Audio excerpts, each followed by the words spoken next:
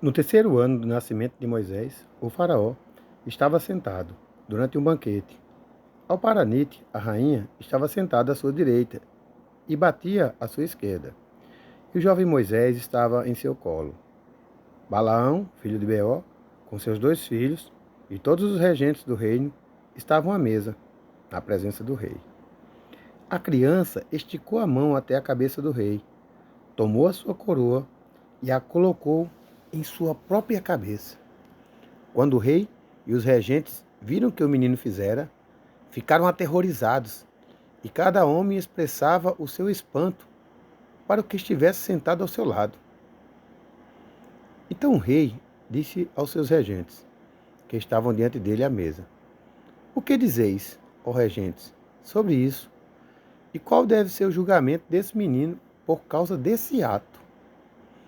Balaão, filho de Beó, o adivinho, respondeu diante do rei e dos regentes: Lembrai agora, ó meu senhor e rei, do sonho que tiveste há muito tempo e que o vosso servo interpretou a vós.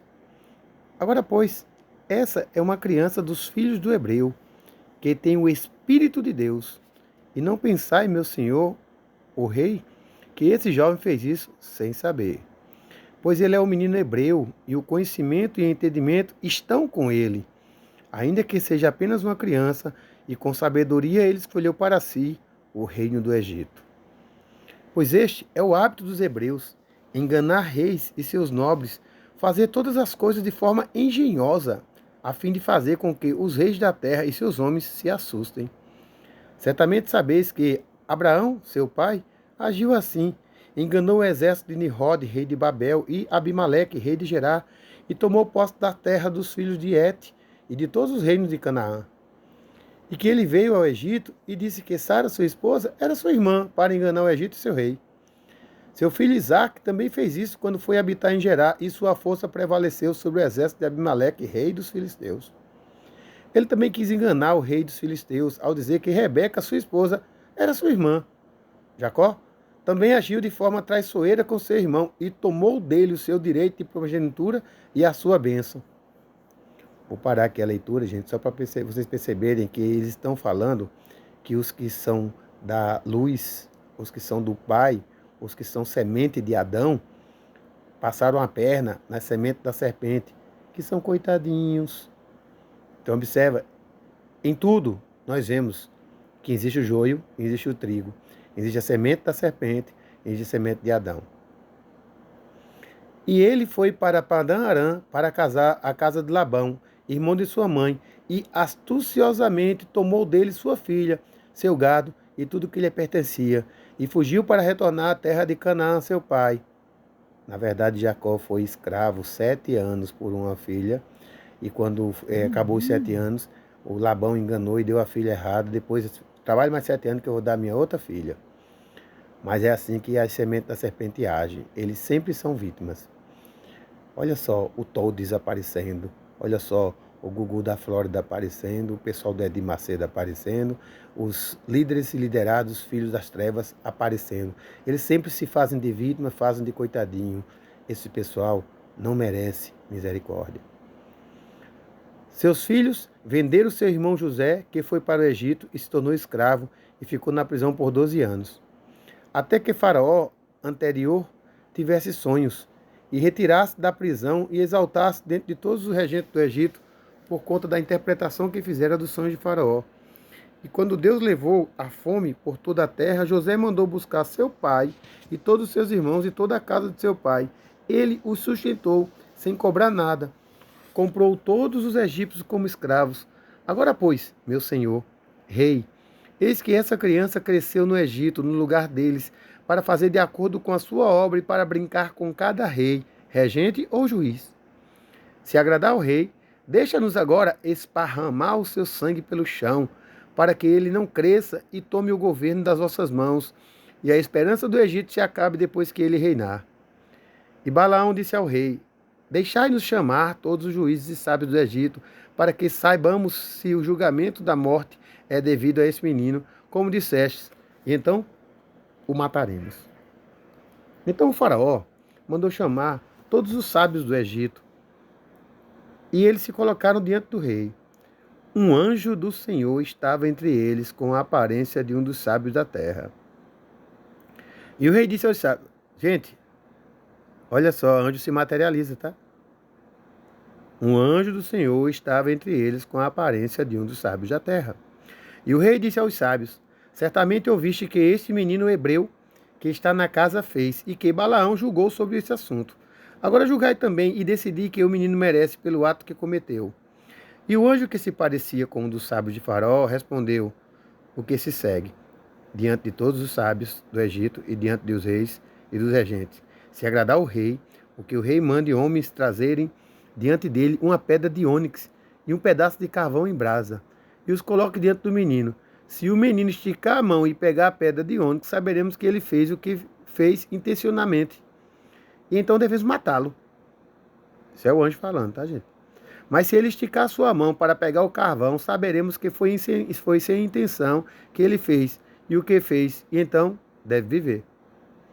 Isto pareceu bom aos olhos do rei e dos regentes, então o rei seguiu as palavras do anjo do Senhor. E o rei ordenou que trouxesse uma pedra de ônix e um carvão em brasa, para serem colocados diante de Moisés. E colocaram o menino diante deles, e o jovem tentou esticar sua mão em direção à pedra de ônix. Mas o anjo do Senhor pegou a sua mão e colocou sobre o carvão em brasa, que apagou em sua mão. Ele levantou e colocou em sua boca, e queimou um pedaço dos seus lábios, uma parte da língua, e ele se tornou pesado de boca e de língua. Olha aí porque Moisés precisava de Arão para interpretar. Você não encontra isso em outro lugar, tá? Quando o rei e os regentes viram isso, souberam que Moisés não agiu com intenção ao tirar a coroa da cabeça do rei. Então o rei e os regentes desistiram de matar a criança, e Moisés permaneceu na casa de Faraó, crescendo, e o Senhor estava com ele. Enquanto o menino vivia na casa do rei, ele foi vestido com roupas reais e cresceu entre os filhos do rei. Enquanto Moisés crescia na casa do rei, Batia, filha de Faraó, considerava como filho, e toda a casa de Faraó o respeitava, e todos os homens do Egito tinham medo dele.